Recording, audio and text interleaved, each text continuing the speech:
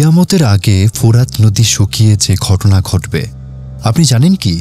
কিয়ামতের আগে ফোরাত নদী শুকিয়ে স্বর্ণের পাহাড় উন্মোচিত হবে, এমন এক ভবিষ্যৎবাণী রয়েছে নবী করিম সাল্লাল্লাহু আলাইহি ওয়াসাল্লামের হাদিসে। আজকের ভিডিওতে আমরা আলোচনা করব এই ঘটনা সম্পর্কে, এর তাৎপর্য এবং কি হতে পারে আমাদের জন্য এর প্রতিক্রিয়া। ডিসক্লেমার: উম্মাহ কণ্ঠের উদ্দেশ্য হচ্ছে সহিহ হাদিস ও কোরআনের আলোকে সঠিক তথ্য তুলে ধরা, যাতে সবাই উপকৃত হতে পারে। এই ভিডিওতে ব্যবহৃত তথ্য ও উপাত্ত বিভিন্ন বিশ্বস্ত ওয়েবসাইট, পত্রিকা, গবেষণাপত্র ও প্রবন্ধ থেকে সংগৃহীত।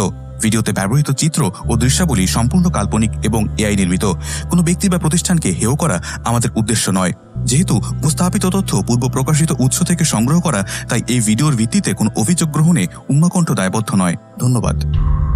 চলুন বিস্তারিত জানার জন্য ভিডিওটা পুরোটা দেখি। হাদিসসমূহে কিয়ামতের আগে সংঘটিত বিভিন্ন বড় ও ছোট আলামতের কথা উল্লেখ করা হয়েছে। এসব আলামতের একটি হল মধ্যপ্রাচ্যের ফোরাত নদী শুকিয়ে গিয়ে স্বর্ণের পাহাড়ের প্রকাশ। সাম্প্রতিককালে ফোরাত নদীর পানি হ্রাস নিয়ে বেশ আলোচনা চলছে, তবে এ বিষয়ে নবী করিম সাল্লাল্লাহু আলাইহি ওয়াসাল্লামের ভবিষ্যৎবাণীর ব্যাখ্যা ও বিশ্লেষণ তুলে ধরা গুরুত্বপূর্ণ। ফোরাত নদী দক্ষিণ পশ্চিম এশিয়ার একটি গুরুত্বপূর্ণ নদী। এটি তুরস্ক থেকে উৎপন্ন হয়ে সিরিয়া ও ইরাক অতিক্রম করে দজলা নদীর সঙ্গে মিশে পারস্য উপসাগরে পতিত হয়েছে। প্রায় ২৭০০ কিলোমিটার দীর্ঘ এই নদী তুরস্ক, সিরিয়া ও ইরাকের জন্য পানির প্রধান উৎস। নদীটি প্রাচীন সভ্যতাগুলোর বিকাশে গুরুত্বপূর্ণ ভূমিকা পালন করেছিল। হযরত আবু হুরাইরা রাদিয়াল্লাহু আনহু বর্ণনা করেন, রাসূলুল্লাহ সাল্লাল্লাহু আলাইহি ওয়াসাল্লাম বলেন, অচিরেই ফোরাত নদী শুকিয়ে যাবে আর এর থেকে স্বর্ণের পাহাড় উন্মোচিত হবে। যে ব্যক্তি সে সময় উপস্থিত থাকবে সে যেন এর কিছুই গ্রহণ না করে। অন্য আরেকটি হাদিসে এসেছে, কিয়ামত সংঘটিত হবে না যতক্ষণ না ফোরাত নদীতে একটি স্বর্ণের পাহাড় প্রকাশ পাবে। মানুষ তা নিয়ে যুদ্ধে লিপ্ত হবে এবং প্রতিটি দলের শতকরা ৯৯ জন মারা যাবে। তাদের প্রত্যেকেই বলবে, হায়, আমি যদি বেঁচে যাওয়া ব্যক্তিটি হতাম। ইসলামী স্কলারদের মতে এই হাদিসের ভবিষ্যৎবাণীকে কয়েকভাবে ব্যাখ্যা করা হয়েছে। শাইখুল ইসলাম তাকি উসমানী বলেন, ফোরাত নদীর স্বর্ণের পাহাড় দুই অর্থে হতে পারে। এক, নদীর স্থানে একটি পাহাড় উঠবে যেখানে স্বর্ণের খনি থাকবে। দুই, নদীর তলদেশে প্রচুর স্বর্ণের মজুদ উন্মোচিত হবে।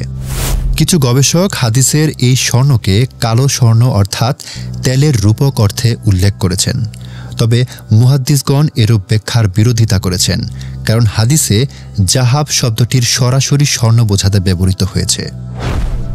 সাম্প্রতিক সময়ে ফোরাত নদীর পানির স্তর উল্লেখযোগ্যভাবে হ্রাস পেয়েছে, যা তুরস্ক, সিরিয়া ও ইরাকের মধ্যে বাঁধ নির্মাণ ও পানির ব্যবহারের কারণেও হতে পারে। তবে নদীর স্বর্ণের পাহাড় প্রকাশের আলামত এখনও পূর্ণরূপে দেখা যায়নি। স্কলার ইবনে হাজার আসকালানি রহমতুল্লাহি আলাইহি বলেছেন, এই ঘটনা ইমাম মাহাদির আগমনের ঠিক পূর্বে সংঘটিত হবে। কিয়ামতের আলামত নিয়ে গবেষণা করা আমাদের ঈমান মজবুত করার জন্য হলেও এর দ্বারা হতাশা সৃষ্টি করা উচিত নয়। রাসূলুল্লাহ সাল্লাল্লাহু আলাইহি ওয়াসাল্লাম আমাদের শিক্ষা দিয়েছেন জীবনকে দিন অনুযায়ী চালিয়ে যেতে এবং কিয়ামতের আগমনের চিন্তায় দায়িত্ব থেকে মুক্ত না হতে। ফোরাত নদী শুকিয়ে স্বর্ণের পাহাড়ের প্রকাশ একটি বড় আলামত হলেও এটি এখনও পুরোপুরি বাস্তবায়িত হয়নি। মুসলিম উম্মার উচিত হাদিসের সঠিক জ্ঞান অর্জন করা ও বিভ্রান্তি এড়িয়ে সৎকর্মে মনোযোগ দেয়া।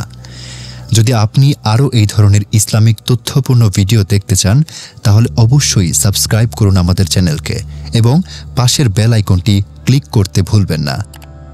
আপনার মূল্যবান মন্তব্য আমাদের সাথে শেয়ার করুন। ধন্যবাদ। আল্লাহ হাফেজ।